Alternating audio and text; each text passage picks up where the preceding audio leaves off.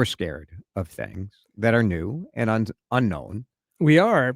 but people were sort of freaking out about Waymo and these driverless cars coming to the Twin Cities. And even since that news dropped last week, the first trucks pulled up, they offloaded these cars. There are human drivers sitting in them right now as they're starting to learn right before the first snow. Oh my gosh. There's a lot of hesitancy. There's a lot of like, I don't know. I don't. It's I don't- understandable. It doesn't feel good. Were you nervous before you got in a Waymo? So I've tried to get in a Waymo multiple times in Phoenix, in Austin, Texas, and just last week in Los Angeles, same place you also rode in a Waymo in Indeed. downtown Los Angeles. So easy.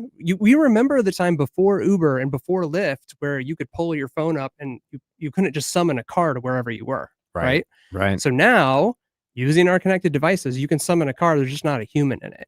And yeah, I was a little nervous. There's not that person sitting in there. You're watching that wheel go back and forth. There's something in your lizard brain that says this ain't right. Something ain't right. It feels strange. Like I was sitting right behind the driver's seat, and you kind of peer over, and you're like,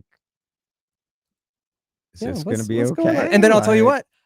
Then ours just pulled right over because we hadn't buckled our seatbelts yet, and it wanted the seat buckles buckled. And then it continued on.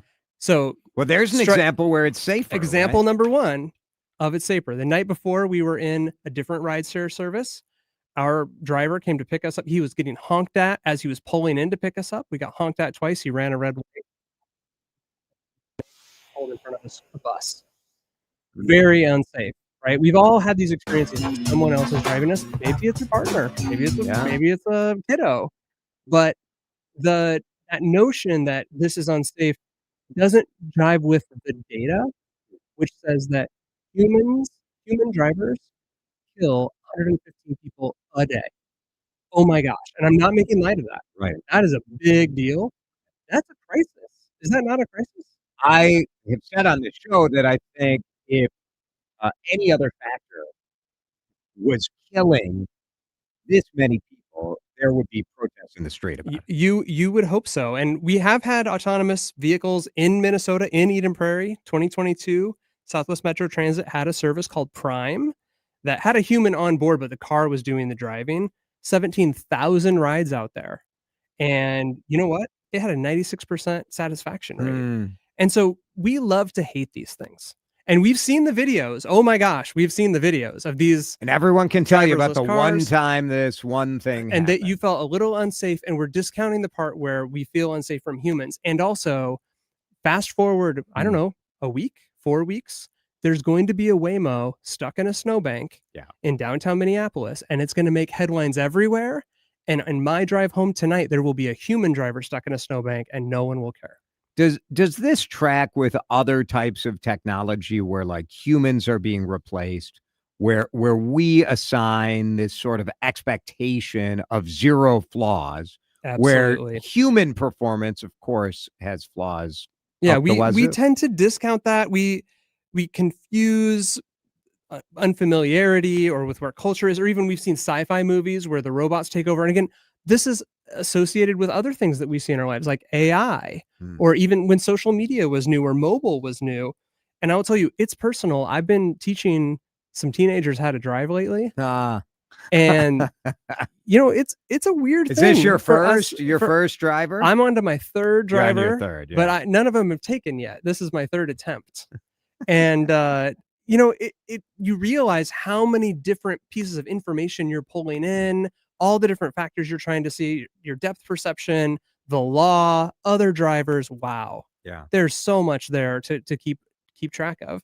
I'm not discounting the fact this is going to impact real humans, an entire industry of people. Right. And that is important too. It is. Two things can be true at the same time. The Uber and Lyft drivers weren't exactly crying a river for the taxi drivers who were all losing their jobs when Uber and Lyft showed up and kind of blew that industry out of the water. This is true. And so one of the questions I got was, did you feel safe? Yeah. I felt so safe I forgot and was just zoned out on my phone. How about you? Same, except for one moment, and it wasn't a moment that would make me feel unsafe, but there was a moment where another car had pulled over to the right. So it was sort of dropping people off at a club, and the Waymo just stopped. And so the scanning technology, the Waymo, was reading this other car that had pulled over as like a car that was stopped in front of it. When it wasn't, there was plenty of room for the, and I got to the point where I was about to call, because there's like there's a a button. You can push a button. So I was about to push the button. Yeah.